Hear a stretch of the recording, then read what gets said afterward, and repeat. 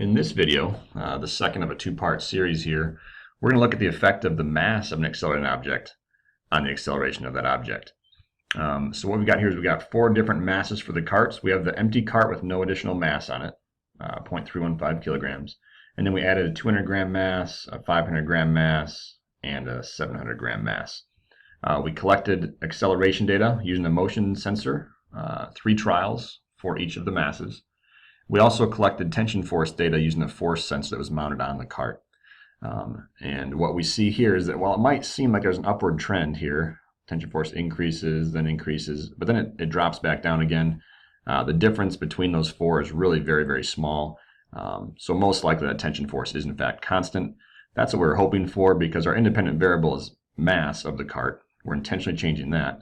We're going to measure the acceleration, the dependent variable, to see if it changes. So we really want to keep that tension force constant, and it does look like that's the case.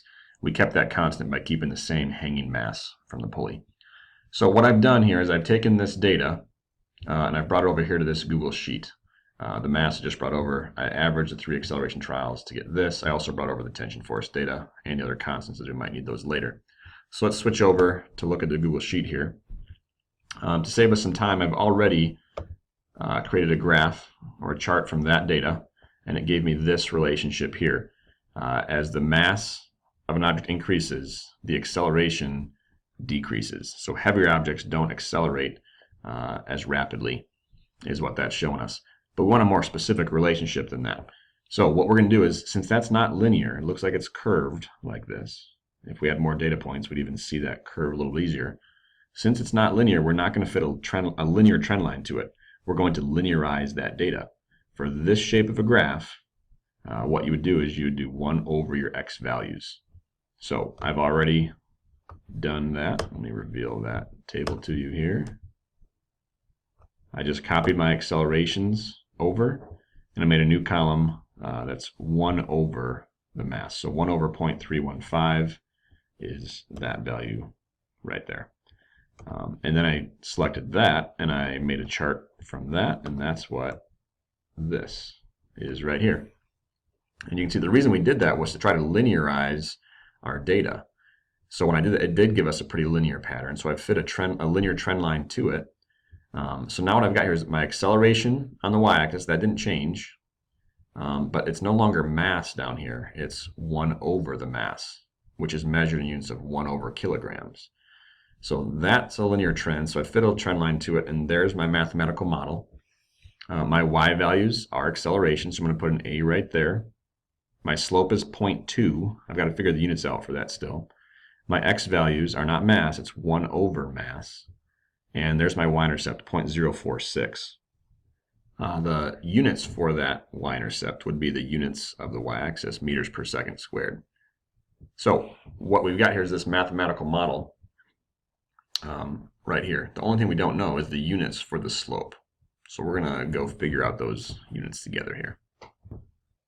The units for slope are going to be the units of the rise over the units of the run. So it's going to be meters per second squared over 1 over kilograms. Let's switch over here to this document to see that. Meters per second squared over 1 over kilograms is the units for the slope of that. Well, that's a mixed fraction. Mixed fractions are kind of messy. Let's clean that up a little bit. To deal with mixed fractions, you're going to take the numerator and multiply it by the reciprocal of the denominator. So here's your numerator.